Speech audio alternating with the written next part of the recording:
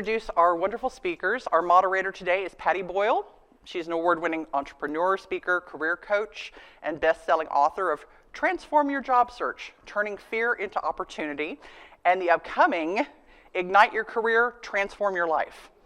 Ray Kunick, I hope I said that right, Chief Digital Officer, Fortune 500 Digital Transformation Leader, and expert in cultural transformation and technology innovation strategy. Sounds like he's in the right place at the right time. Jessica Howell, founder and CEO of Elevate and Marketing. Elevate times marketing, Elevate and marketing. Website, LinkedIn designer, digital marketing consultant. And so what they're going to be here today to talk to you about is how to unlock the power of LinkedIn, optimize, digitize, and connect. Okay, so where we're going today is you said, well, I'm coming to a presentation on how I leverage LinkedIn, and here she's showing me an overview. Because the friends I brought along are really results-driven digital marketing specialists. But I do want to tell you that before you can get to the targeted job search, which Jessica's going to talk about, and how you do your LinkedIn, and the networking, which Ray, who up till October was in the same shoes as all of you. He was looking for, he was between jobs, doing some consulting, and looking for a new job. So we all understand you. I have a background. I've probably been for 30 years of my life helping people find jobs. I would be on site at companies like Exxon and Chevron and Hewlett-Packard, where there'd be 6,000 people laid off on one day. Where are the Dell people in here who one day they show up? Well, you know what I'm talking about, and 10,000 people lose their jobs. So that's been my job for 30 years. And people go, how do you like doing that? And I can promise you, I wish everybody in here could find a passion and a love for the job they do. Why do I love doing it? Because I get to see it when you start a new business, or you go back to school, or like Ray, he's juggling 3 job offers. And you know, they go through the painful time, but I always get to see the back end when they're hopefully doing what I'm doing, that they have a purpose-driven career where they're doing their calling in the world. So with that, we're gonna go to the first slide, and the first slide, this is the first piece of the job search. And if you can't see, please move your chairs, because I can see some of you. I know this is not ideal. But probably there's 2 pieces that I'm going to talk about today that's going to be your biggest challenge in this job search. It's going to be the navigating transition. And believe it or not, it's not your resume, it's not your LinkedIn profile, although do not misunderstand me. It is very important that they are highly professional. It's going to be your marketing plan, and we're going to talk about that. Now, look at this navigating transition. You see it's a tightrope. Well, I have one simple question in here. How many of you really, really, really are looking forward to Monday to get up again and to do your job search? Oh, 1. Are you 2? Are you in sales? No? So why are you looking forward to it? Any reason why you're looking forward to doing your job search Monday? Monday's purpose works. Oh, good. So Monday is another job club. It's Purpose Works. And for you?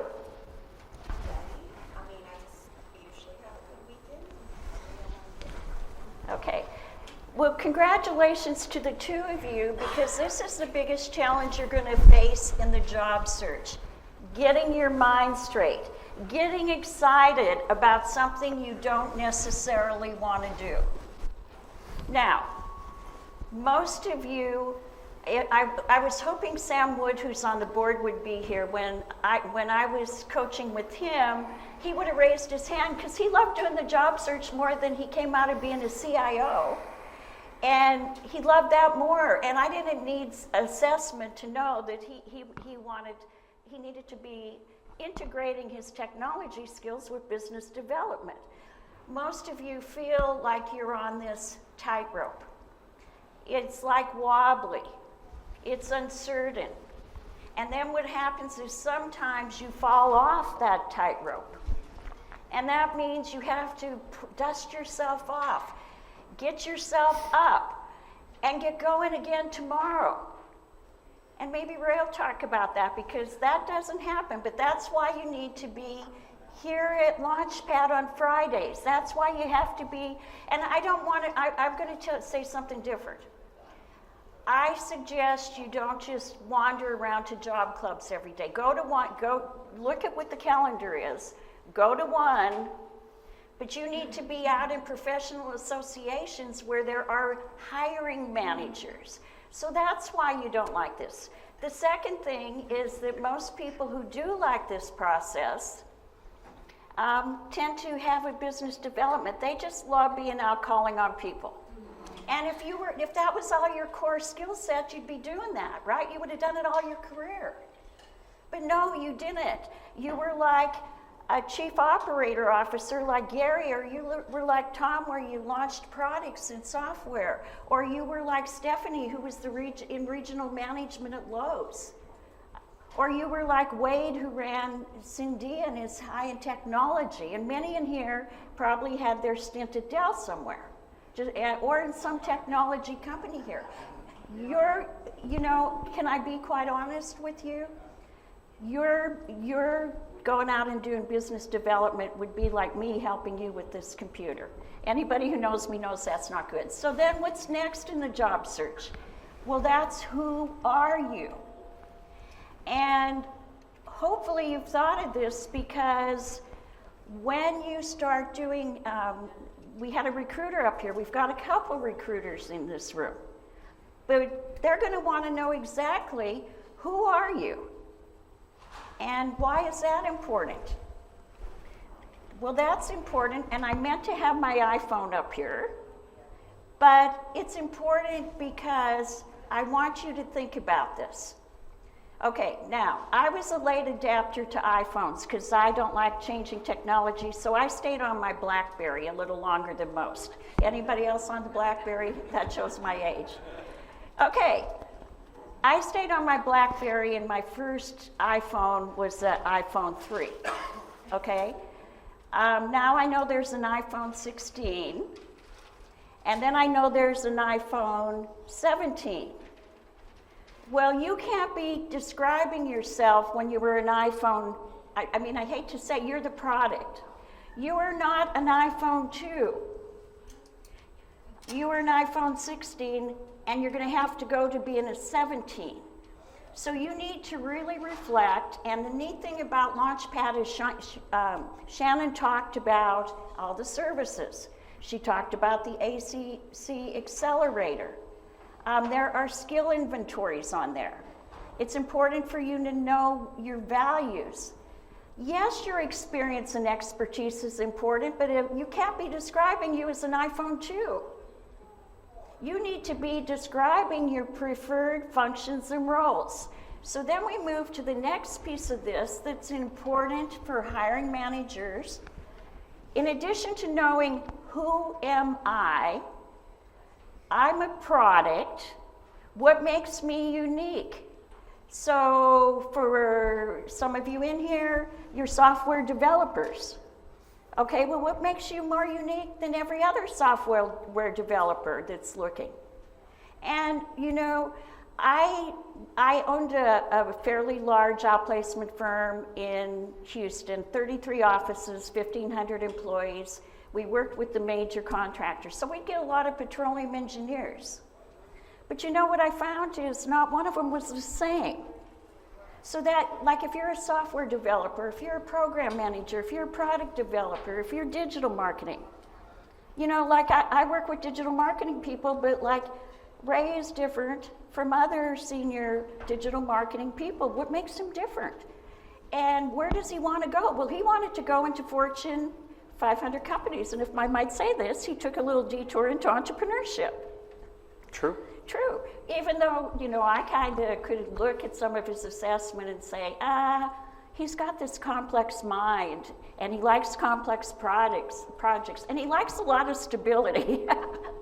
That is not an entrepreneurial startup, a $5 million company.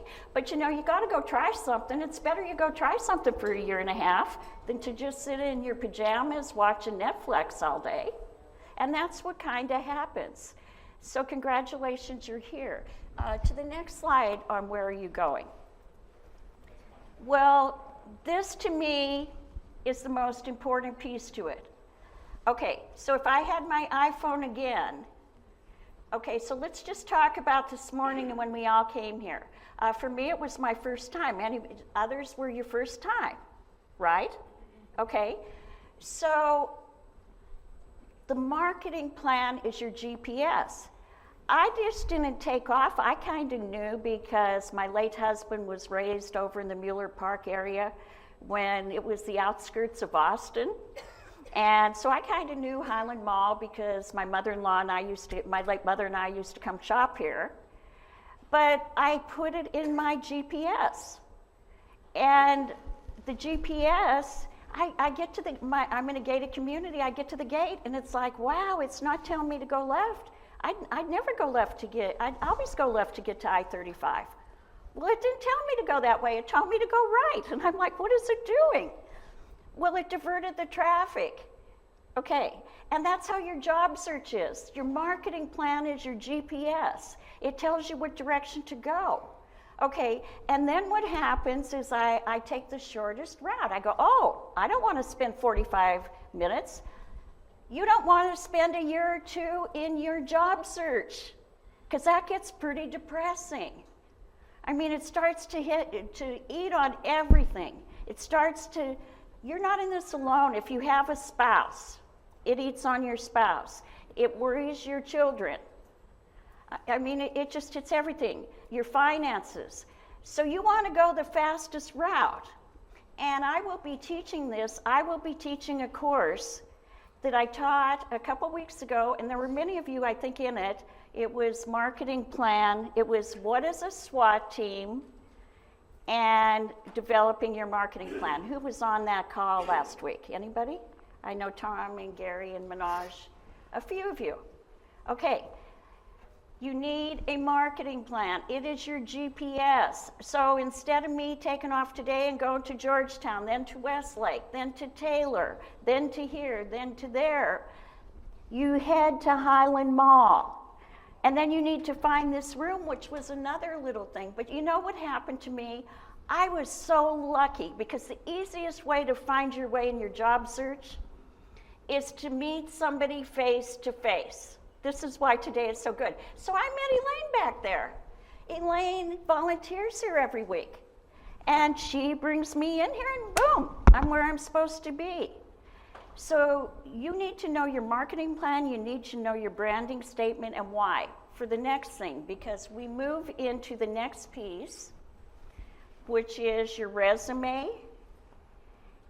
Do you want to go ahead? Your resume.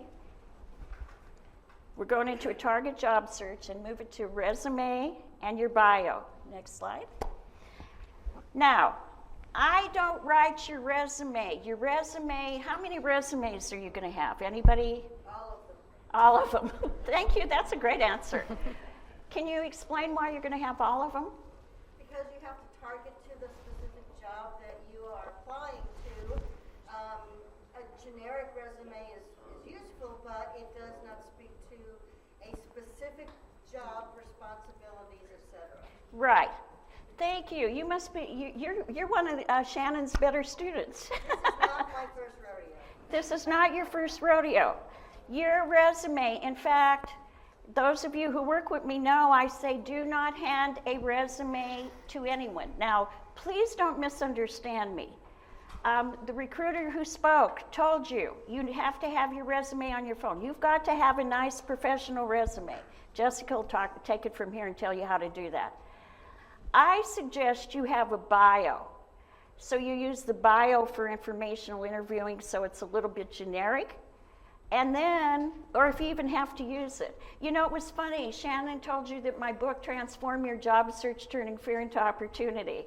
It was #1 bestseller on Amazon in 3 categories, and the one I laughed at it was #3 on resumes. And when my marketing person in Denver told me that, I burst out laughing. I go, oh wow, if I were to write a book, I'd write a book on how to get a job without a resume.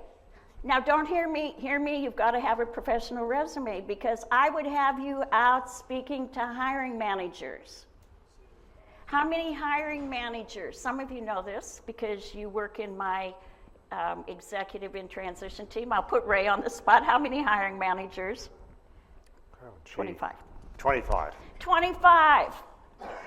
On average, a job seeker has to get eyeball to eyeball, not on LinkedIn, eyeball to eyeball with 25 hiring managers.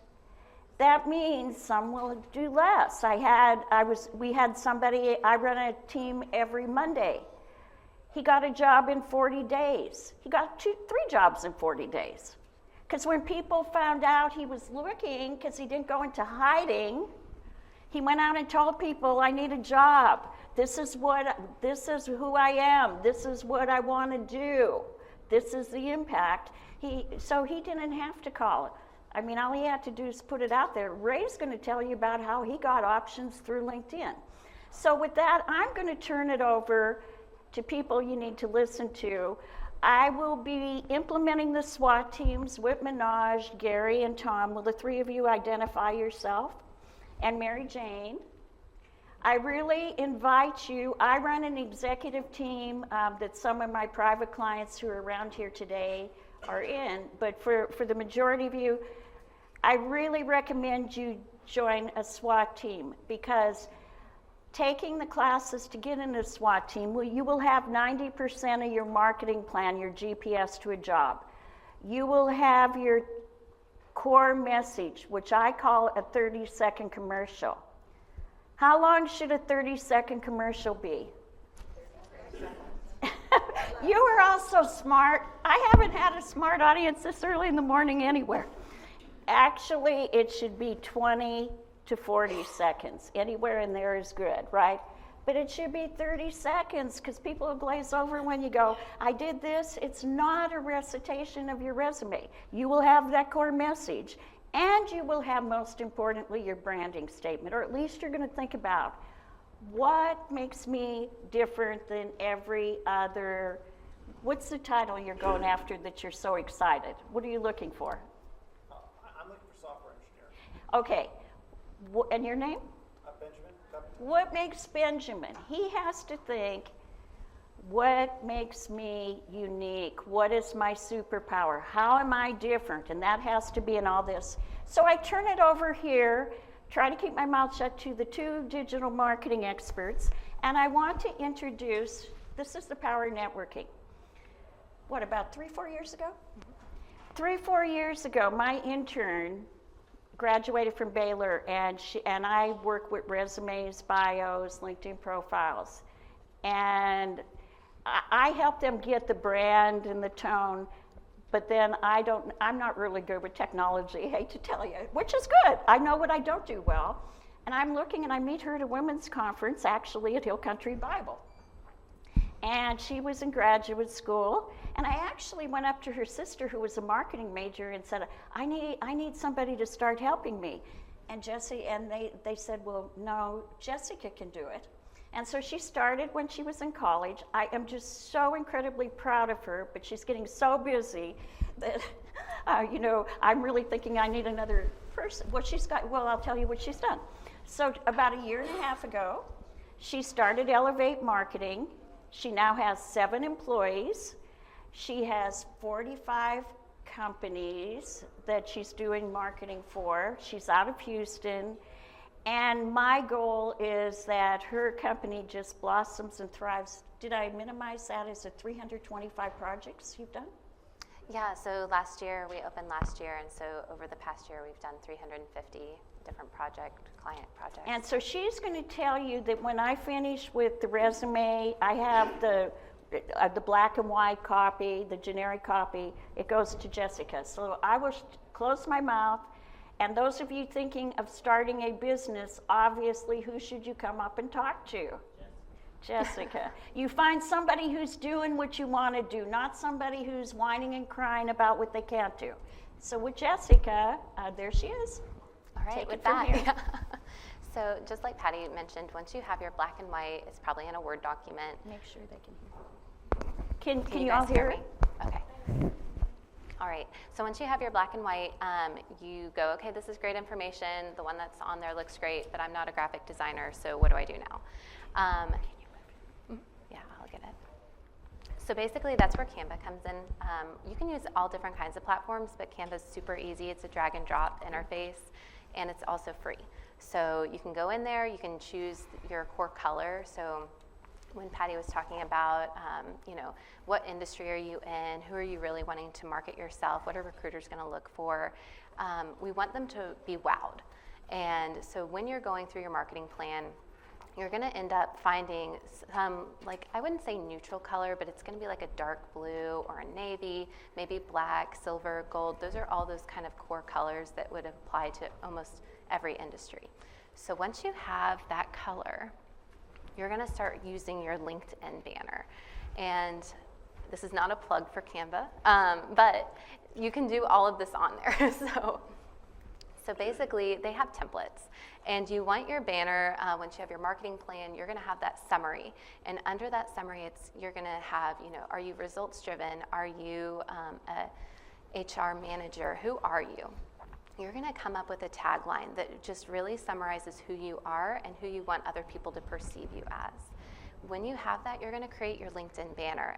So I actually have a couple of examples on here. So we'll show them your finished product maybe later. Yes. We missed those slides in Oh, there. we did, okay. Jessica worked You on can chat with me and I can show you other ones. But basically at the very top, that core color is going to be your core navy blue on your resume, your bio, and you're going to tie that into your LinkedIn banner.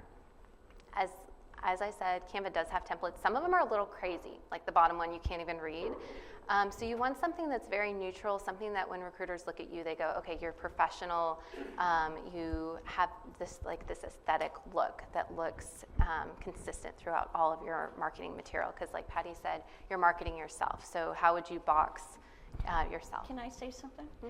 And I've been on the other end where I've recruited, and I was helping one of my client companies in Spicewood hire a chief financial officer. And you want all this branded, your resume, your bio, your LinkedIn. This guy handed him a resume that had different dates, different look, didn't even seem like the same person from his LinkedIn. So when the company hands me his resume, what do you think the first thing I do? I go to LinkedIn, and his dates don't match his resume. So it's not even a branding issue. These all have to be truthful, congruent, and branded. All the colors should be the same. Yeah, I'll just make a quick point too. I think the banner offers a unique opportunity to kind of have your personal branding statement. Patti talked about everyone being a product. So when we talk about differentiation of your product, someone should be, within a second or two, just have a visual identity of who you are and what's differentiated or unique about you in some sort of a statement right at the banner. And that kind of consistency or continuity of messaging across all the different assets that you're managing for your product should be consistent and important. And also kind of part of those opening conversations that you have that Patti talked about. Right, and when you have your resume, Jessica just takes it from when I hand her the I take the marketing plan, make it into your resume, and Jessica takes it from there and goes from there. So you want it all consistent, but Ray used to have, and we're sorry we missed the slide, when he was job seeking, he had his you should have a branding statement that is 12 words.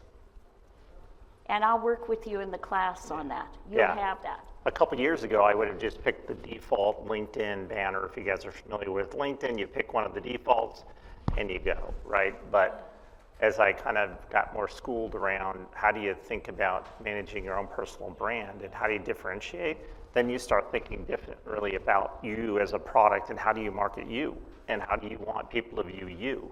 And I think that's really important. So we're just going to hop then into optimizing your profile. So once you have your banner, you're going to obviously go ahead, upload that. We also want to talk about having a professional photo done. So when we had Ray's, it was fuzzy, it was very old, and it just wasn't the best representation of you. And so this is basically just a digital platform of what's your best representation. Who are they going to be working with?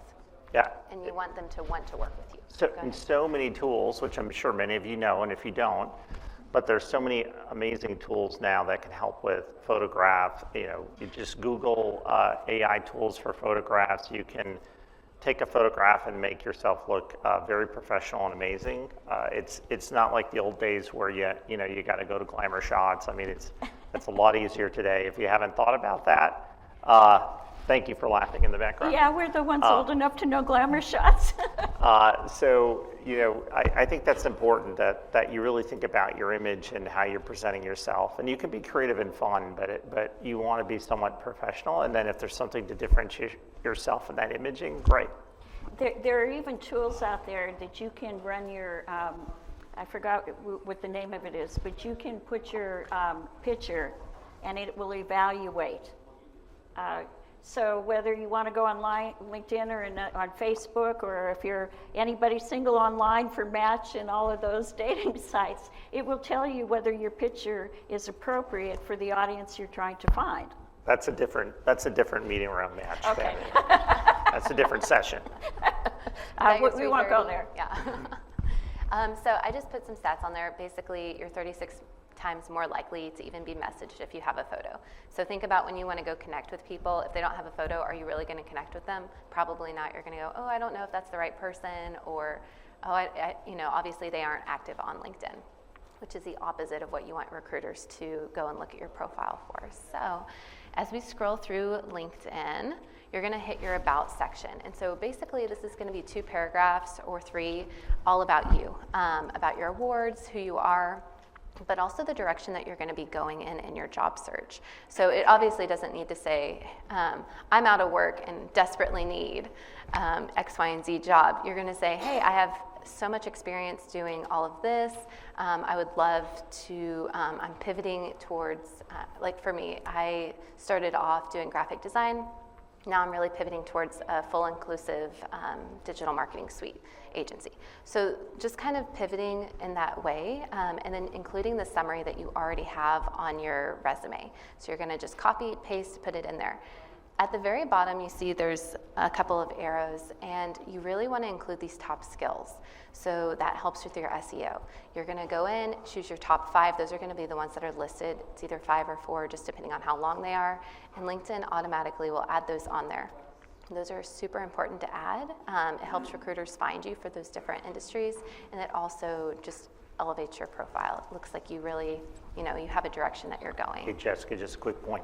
I think this is kind of an important section because I'm not sure people really understand what this section is about. This is about telling your story in an authentic way, being your authentic self in the storytelling. It's not about cut and copying your resume objective in the about. You should be storytelling about your authentic journey, and then that journey is kind of a story that's pulling in somebody with some very key points, right, that point to your capabilities and skills that you can offer. So I think that's really important. It should also be told in first person, in my opinion. This shouldn't be a old traditional, like third party, someone's writing about you in a bio section. This should be, it's my voice. I'm speaking to whomever is reading this in the world of possibilities, and I'm telling my story and my journey, and I'm making it compelling and interesting and differentiated. Agreed. So as you scroll through, you're going to see a featured, and if you don't currently have featured media, then you're actually going to go scroll back up, add a section, and it'll say add a featured. You'll click on that. This is where we're going to drop in your bio and anything else that could kind of backlink to other platforms. So that could be an article that was written about you, a featured post, something that you're really proud of. For us, we have a case study we actually won an award for last year, so that's backlinked. And then I have a website, I think, that I launched this year. So just a couple of different backlinks, and then of course the bio. And like Ray was saying, it's all about storytelling. So on the little blurbs, I know on my snippet you don't quite see it, but you have the option to write about what you're featuring here. I would highly recommend writing. And let me say this, you're not writing, Ray kind of said this, but you want to think about not you, yes, you want to know, who am I, what do I want to do, but you want to be, it's that want to do. Who is your audience? You want to be speaking to that audience, and Ray's going to get more into that. Yes. So features, make sure you have them. And then we go into skills and endorsements. So you guys were saying there's some technology people, some business management, healthcare. These are all just some options that LinkedIn will give you. And like I know for me, website development isn't an option, but marketing strategy is. So kind of getting a little bit creative about where your wheelhouse is, the skills that you have, and then adding those in. And then of course getting endorsements. So if you have a collaborative project, people that you've been working closely with, asking them for an endorsement that is like, that's probably what speaks volumes to recruiters too, is because it shows you just a little bit, like you were saying, an insight as to who they're going to be working with. Why would I hire you? Oh, you're a standout colleague. You're somebody other people want to work with. And if I might add this, if you're making a career pivot, what do I mean by career pivot? If you are changing function, industry, or geographic location. Now, the positive of COVID is that it's kind of mitigated a little bit the geographic location.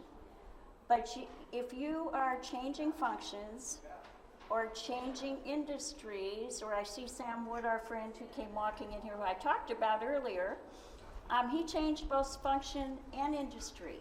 This is what you're selling. You're selling your skills and your core competencies, because you're not talking to your previous industry. He's not talking to biomed, and he was talking to consulting firms where he could be doing interim recruiting, okay? So you need to be talking to this all has to reflect who you're talking to. And then I guess just for, oh, go ahead. But LinkedIn is strictly chronological. So when you are, the first thing people see is your work history, which is chronological, and the skill stuff is buried at the bottom. And so if you're pivoting, people aren't going to see. What they'll see is what you have been doing. Okay, good question. This is about your resume too. And this is where you need to come to classes here. You need to go to the Austin Accelerator. You need career coaches helping you maybe. How many seconds do you think people look at your LinkedIn and look at your resume? Not this. 30 seconds. And she's going to talk about somebody that I really think you need to. He comes and speaks here, Gary O'Neill. He's a recruiter with SEO. So what do they see? So this is where you need to have your banner with your branding message. This is where your picture needs to be great. This is where under your name, and I'd really recommend you watch Gary O'Neill's video, you have all of those core competencies that you're selling. And yes, there's nothing on your resume or on your LinkedIn that your past is your past. All we can do with that is make sure we kind of make it so it's not too, like if you're out of Dell Talk, that it's appealing to all industries. And you need to really show your impact. Impact.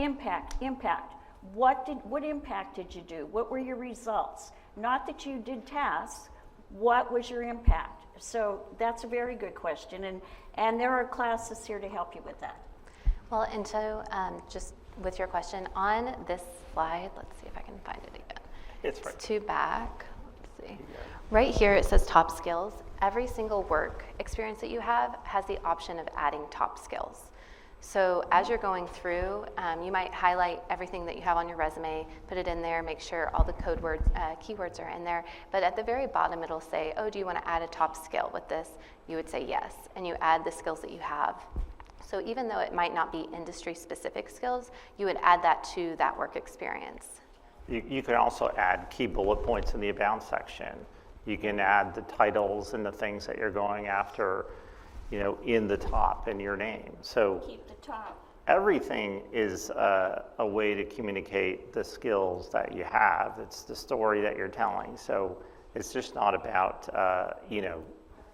the job that you had and what you did specifically, right? So It's there's a way to very storytell it well all. Yeah, Yeah, it's not about what you've done, it's about where you want to go. that's true too. Yep, and outcome-based, which I love. Thank you, Patty. And I think that's also why it's so powerful to put your bio in that featured area too, because that should be capturing everything that you're summarizing below. So if they are to click on that, they would have a screenshot right at the very top, right underneath your about featured, and they can read all about you right there too.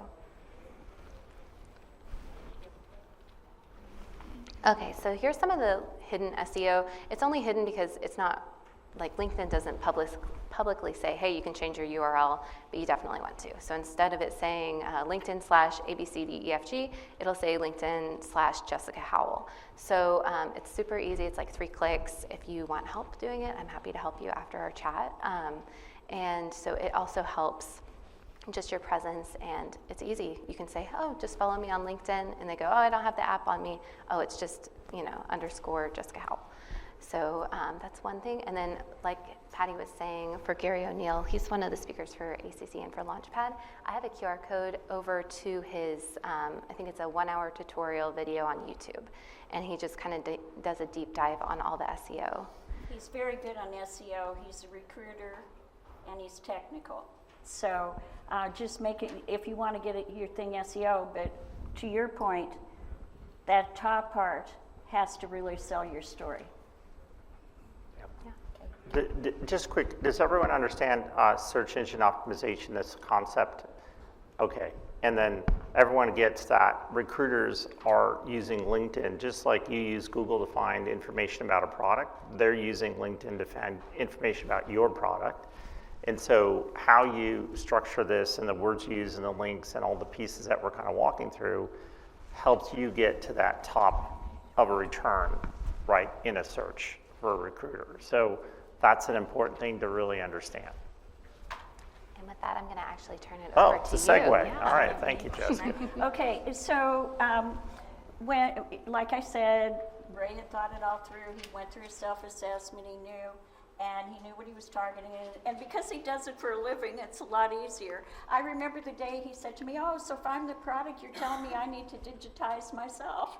And so when Jessica, I'll let Jessica, and he's such a good sport about this. He had the plain Jane green background, like we said, the fuzzy picture, 2,000 contacts. And this is a real case study of not only did he land in a job, but what he created in the midst, he positioned himself as a thought leader in AI, which it was when AI first started. Well, so go tell your story. When it got public, at least. Yeah, I mean, AI's been around for over a decade, and machine learning. But anyways, welcome everyone. Ray Kunick, excited to be here. I've been in Austin about 5 years now and really have enjoyed it. I'm from the north up in Michigan, but much enjoying the warmer weather down here. So yeah, my journey started, I was Chief Digital Officer at Residio. Residio is a spinoff of Honeywell. So we opened our headquarters down here, actually just on East 6th Street, and I basically ran that spinoff and that transformation for about 4 years. We had a couple new regime changeovers, and at the end of 4 years, right, I realized, okay, I've done all that I could, and it's time to look for new opportunities. And really that's when the journey began. And I really wanted to think through. I'd spent about 25 years in enterprise, running enterprise digital transformation, typically marketing, sales and service, technology enablement, right? And thinking through how to run the demand, the experience, and think through the post-acquisition and customer experience pieces around that for companies and the strategy around that, as well as the technology enablement around that. So it was, do I want to do that or do something else? So I wanted to keep an open mind and then, kind of think about what I wanted to do. But I also started realizing that, to manage your personal brand and to own your brand and realize that your brand and who you are is not attached to a company logo. You're all unique. You all have superpowers. You're all unique in the context of like a snowflake. There's no two snowflakes alike. There are no two coders alike. or project managers alike. And kind of the theme is well, how do I start to kind of take more ownership of me? How do I be more the architect of my destiny? How do I kind of manage my brand and how I want to be viewed in the world and where I want and how I want my superpowers and light to sort of shine? So I started the journey on the LinkedIn side by just kind of researching and engage with Patti and team and a couple folks on trying to think through, like, how could I use this platform to be more of a way to manage brand? And I think this has kind of been an emergence with COVID, because COVID kind of forced everyone to be way more digital and how they think and what they do. So I just thought, well, who are the big thought leaders out there? And I encourage all of you to do this. Who's a thought leader in an area that I'm interested in, or it's in an area that I want to learn more about or think more about?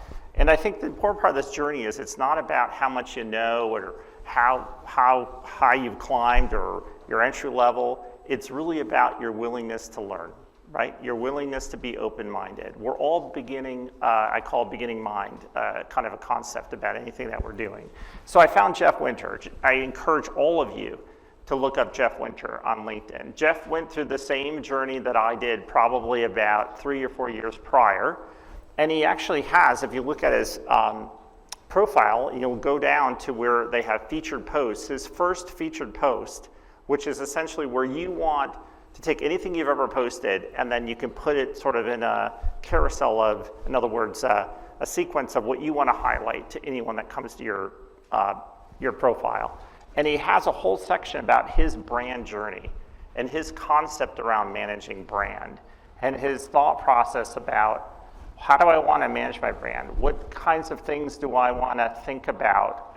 And when I'm on LinkedIn outside looking for a job, it's not about just looking, it's about engagement.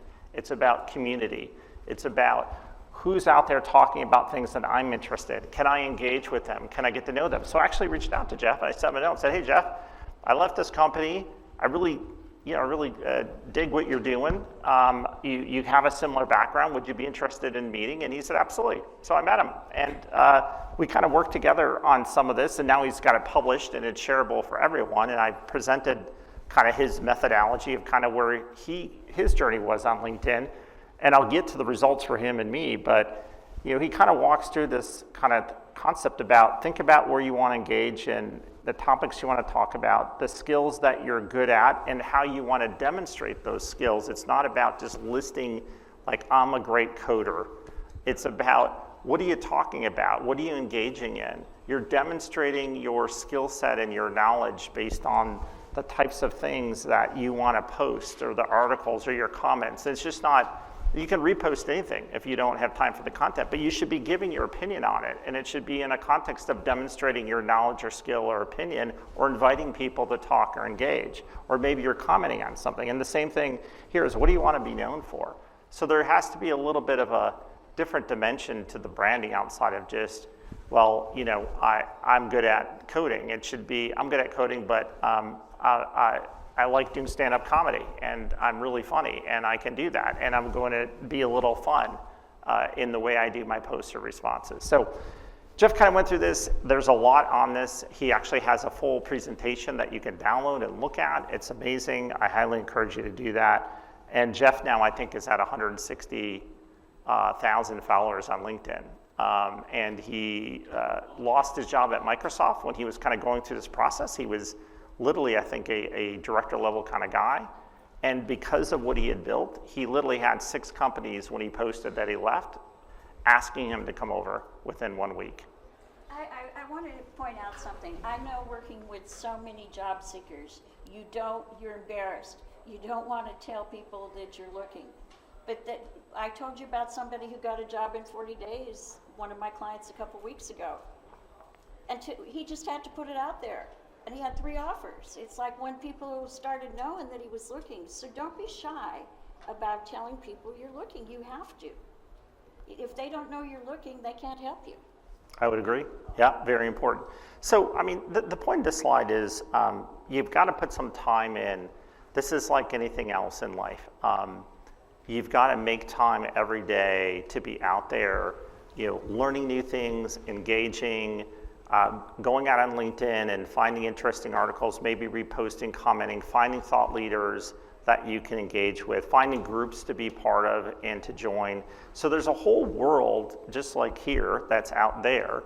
And you should probably be spending a good chunk of your day, maybe an hour or 30 minutes minimum, of like what's going on LinkedIn and how am I engaging, and ultimately, if you want to kind of push yourself, how do I want to start presenting my brand and what do I want to talk about and be known for? Very important. Some best practices here, but Jeff has a lot of detail around this and kind of how you should really think about presenting yourself and engaging around this. But I talked about being authentic, right? I think people really want to see the journey. This is not about being perfect. This is about the progress. This is progress, not perfection. This is your journey. I'm looking for a job. Here's the things I'm going to learn. Here's the class I'm attending. What do you all think about this, right? Hey, I just learned this. So you kind of want to talk about your journey, and people will engage with you. And you may be surprised that over time you will start to build more people engaging, and then you're engaging with them, and now you're kind of building a big digital ecosystem and community based on your brand and how you're positioning yourself and the things that you're interested in wanting to talk about. Very important. Current, obviously very relevant, especially some of the topics today. And I would, in your style. So I would just say, like, get out there, engage, be part of the community, be willing to learn, be authentic, and spend time of where you want to be. We talk about AI to max. I mean, we're all eye rolling on AI all the time. But I will say, if you really go research, there's some great AI tools for job search out there today. And all you have to do is Google. But the top 3 AI tools that I like to use are the big ones, right? It's OpenAI, ChatGPT is a big one, Gemini, which is Google, and then I love Claude. I do too. Each of those 3 kind of have a nuance of what they can do for you, but they're really interesting. And then there's other AI sites and tools that can either help you with building you could say your presence, whether it's a resume or bio, or helping you with LinkedIn. I mean, Jessica gave some cool tools just like Canva, but there are AI tools that can help you too, your picture taking, to AI tools that can help you on search, to help you with recruiters, to even give you inside information that you're seeing messaged across job boards about opportunities that could be popping up, or in kind of industry boards where they're out there listening and they're telling you, well, we just heard that this company is going to be hiring or doing something. So it's really interesting out there if you want to use the tools and just push yourself where you can go. Go for it. I want to say something about AI. I'm a big proponent, and it's like Ray says, you need to find the AI tool. Claude, for me, in fact, one of the board members here told me about it. She said, you'll prefer it because you're so logical, direct, and to the point, and Claude talks more like you. And so, I use ChatGPT and Claude, but I do want to tell you this. Do not just go straight out of here, go to ChatGPT or Claude and have them write your resume. You saw everywhere. Who are you? Where are you going? Where are the 20, 30 companies? If you do not do that, you can go into one of these AI tools. It's garbage in, garbage out. It's not about you. So you really need to make this authentic. You really need to put thought in who am I, where am I going, and what differentiates me from everybody else before you start prompting Claude or ChatGPT or Gemini or whoever you use, because it's garbage in, garbage out. Although I will say they're incredible editing tools. They are. And every time I think I'm a good writer, I'm proven wrong. But you have to at least write the baseline, right? I think that's important. It amazes me. I'm writing my second book, and my first book, it was just so torturous. My second book, when Ray first told me about ChatGPT, I said to him, "Chat who?" This was like about a year ago, and I mean, they're so user friendly, and they write so much better. And I think I'm a good writer, but they can edit, so they're your editors on what you're writing. I'd also say you can use those tools to help you in your search. Like if you want to prompt and be very descriptive about, I'm looking for jobs in this specific type of industry or category, I have these skill sets, what's your advice on how I can best do this? you'd be surprised of like the type of advice and direction that you get from an agent. So just want to put that out there. I think that's my important. upcoming book has a whole chapter with these prompts. I mean, you can even go into and you put your resume there and say, what 20 jobs would I best fit? Because you really need to think out of the box. I mean, we're telling you all the great things about AI, but I am going to tell you this. Over the next 2 years, in my research for my upcoming book, 85 million jobs, and I don't want to scare you, are going to be changed because of AI. Now let me tell you the positive news. There's going to be 97 million opportunities. Well, that means you're going to have to reskill and upskill to get to those opportunities that you have the active skills to do that, okay? So that is the thing as a job seeker. In fact, you all know right now that you have an AI exposure score, correct? What? You all have an AI exposure score, an AIX score. How many of you know you have an AIX? I don't know what that is. No. It means that you need to go online, there is My Next Move, and you need to see how your function and how your industry are going to be impacted by AI. And that's in my upcoming book too. But there is, we could do a whole class on you finding your AI exposure score. The best way to find it is to pay attention.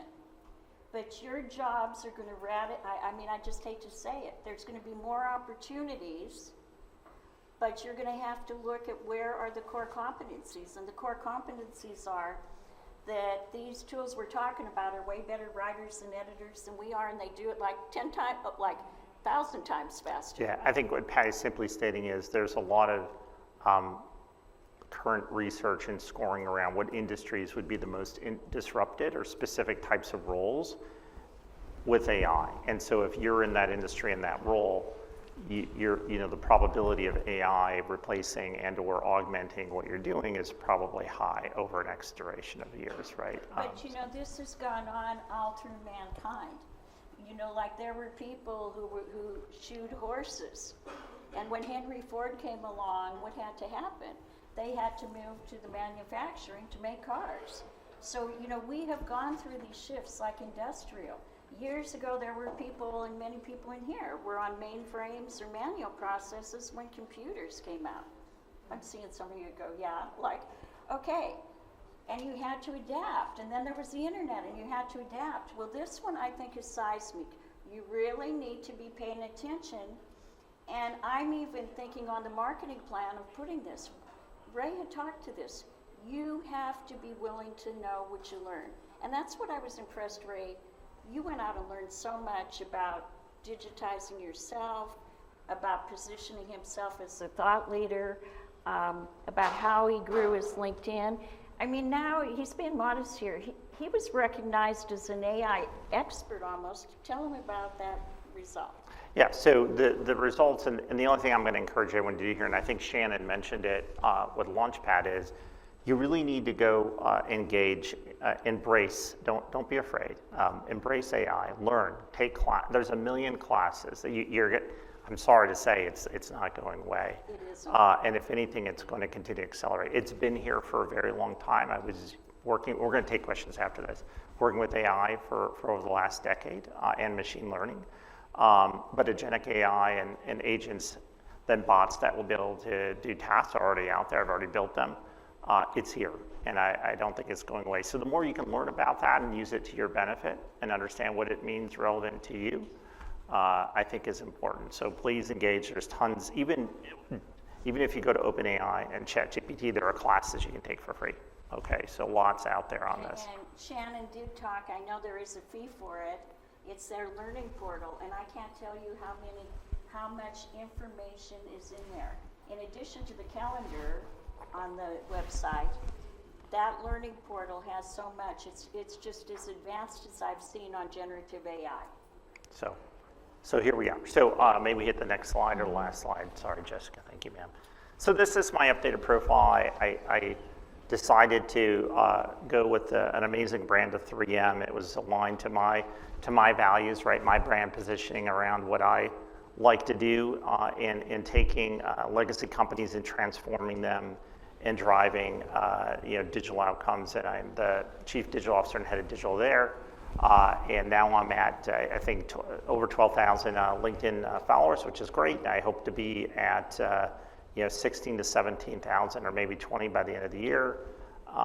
There's some networking organizations here, but I think Launchpad is amazing, Shannon, by the way, and has a lot of resources that they bring to you.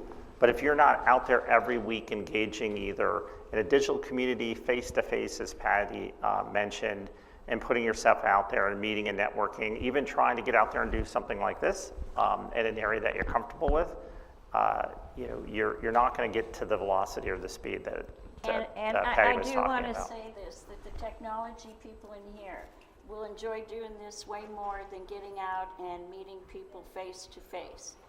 There's nothing that replaces getting out and meeting those 25 hiring managers on average, some less, some more, eyeball to eyeball. How did I get in this room fast this morning? A person led me in here. So these tools should only lead you that you get face to face. And I want to congratulate all of you for being here.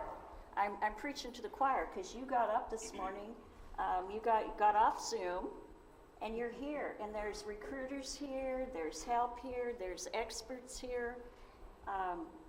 You really need to go out. And so some of the people in this room know. How many people should you meet today? 3. 3, minimum. I would say as many as possible. As many as possible. Yeah. But it's not what goes on in this room today. I say this on my team that I run every Monday. It's not what goes on in this team. You should have 3 coffees next week, minimum. How many coffees did you used to have? I would probably do, no exaggeration, 5 to 6, just one-to-one coffee events. If I could do 1 or 2 networking events on top of that, and then I would be online 2 or 3 hours researching or engaging with people. So looking for a job is a full-time play in my opinion. So anyways, by the way, lots of help here too. It's not about recruiters, so you all can work together. And you may find that there's a lot more synergy in just working with people who are also looking for jobs. Because recruiters, on average, 70% of the jobs are in the hidden job market. These recruiters are great at helping you because they know how to give people jobs, but if they're not being paid by you, they're being paid by the company. So if 70% of jobs on average are in the hidden job market, meaning you get face-to-face with hiring managers, where should 70% of your time be?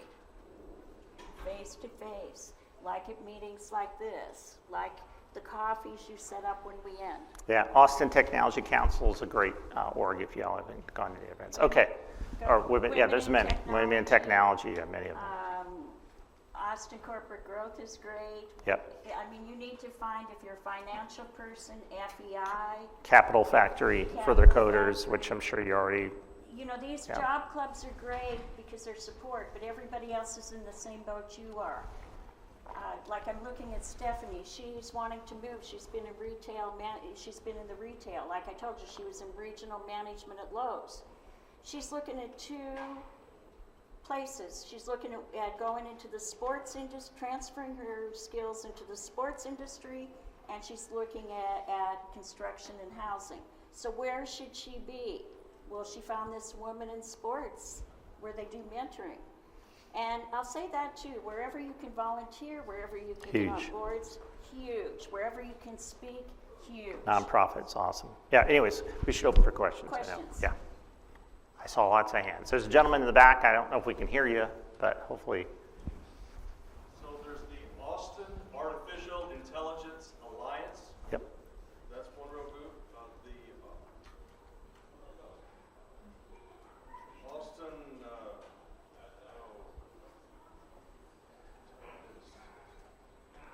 I'll read it later.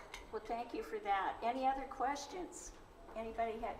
I didn't quite get what you were saying, what we should do for the hidden SEO. Yeah. I didn't Yeah, so you can change out your URL.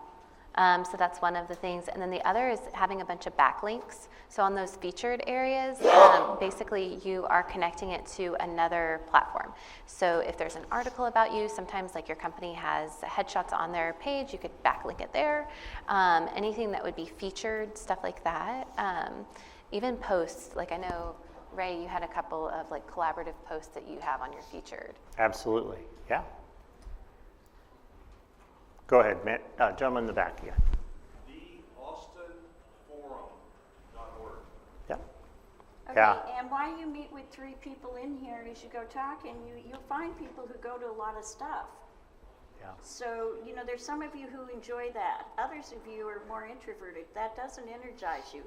Get with those people. Like Sam, when he was between jobs, he used to take my whole group to places, ACG, and because some of the introverts they didn't like going there. That's not what energized them. They really had to push themselves. And then he'd leave them. Yeah. Yeah. And they'd get jobs. I would just say that you all came here today. Hey, Sam. Yeah, yeah, y'all came. I would say I hope that everyone meets 3 people here and minimum. they interlink in today, minimally. And get everybody's LinkedIn. And in your here. habit should be, how many can I? It's not just 3. Your habit should be like, can I get 10? I've gone to events where I literally got 30 LinkedIn contents out of that. I mean, you Please, you engage. Everybody connect to us on LinkedIn. Please, yeah. If you want to connect, if you want to ask me a question we're offline, or you think I may be able to help you, I'm happy to do what I can do. Go ahead. How many more questions? Shannon, are we there? How do you feel about physical cards versus the ones? Dot cards? I love dot cards. I So do too. if you haven't looked into .dot, there's I think a competitive brand. They're like $20. It's a really cool card that it's RFID technology. You can sync to anyone's phone, any kind of contact, links to your resume, links to your LinkedIn. Very cool. People like it's kind of a parlor trick when you're networking, and people like it. Okay, one more question, and then Shannon's got to get going and tell you what we're doing. Yes, thank you all for your presentation this morning. It was very fruitful.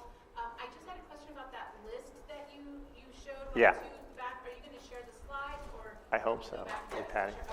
Thank And that's just a partial list. It could be infinite. That's just a bunch of links to local and other types of interesting networking kind of, but I just did an Austin search today, and I found there was 30 recommended job search networking sites like Launchpad that came up, right? So. Okay, so we will be around here if you have questions. And One last thing, if I missed it because I was in and out of rooms, please talk a little bit about the SWATs and why people need to be on one, and if they're going to be on one, what they have to do. Okay, so we're a little bit in transition, but I would like Tom and Gary and Minaj to all stand, if you will, in the room here. And Mary Jane is not here. Sam, you stand too, please. Okay. So what is a SWAT team? There is a book that I was very pivotal years ago in helping Orville Pearson to write. It's called The Unwritten Rules of the Highly Effective Job Search. And the Unwritten Rules of the Highly Effective Job Search, the last chapter talks about job search work teams. Tom, Gary, Mary Jane, and then Sam is helping them, Minaj is coordinating. We have 3 SWAT teams. And why would you want to do that? Because when Orville was writing that book, we piloted for 2 years and got the statistics. On average, you need to get to 25 hiring managers, eyeball to eyeball, okay? We also realized that we had 2 beta. We had people who weren't in a job search work team and people who were.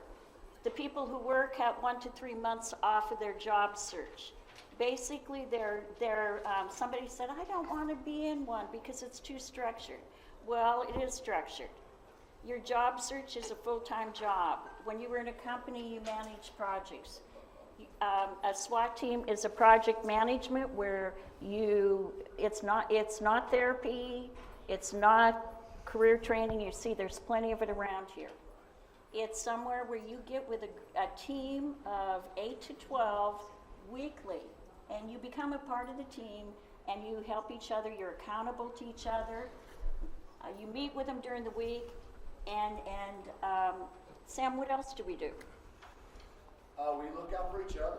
I mean, Good. it's basically all of your contacts, and everyone else's contacts are all there. And it's not a therapy group. Sometimes it's like I'm putting my mother in a village here. But sometimes it is, because some people, every week, if you're doing your job, we have 2 or 3 people who come, and they thought they had the perfect job, and they didn't get it. Did that happen to you at all? Yeah, that did happen a few times. Yeah, absolutely. And I think the important thing I'll just mention to the team is, or the group here is, it's important to join communities because you need community, right, to find your way in the journey, and that support, with other folks going through the same journey as you is really critical. And I can't emphasize them enough. When you think you got something and then it falls through, it's nice to have a bunch of people around you to support you, right? To help you dust yourself off and keep going. And that's what it's all about every day. So you will be hearing more, and just to get on a SWAT, and I really do apologize. We seem a little bit disorganized because we're restructuring, but I will be teaching, it's going to be 3 hours some way. What is a SWAT team? Marketing plan. The end result of you coming to that is I want 90% of your marketing plan done before you leave. I want your core message or your 30-second commercial, a draft, and your branding statement. So you're going to come and really think about what makes me unique. And you'll have a group of people that can help you, and then you can go into a SWAT.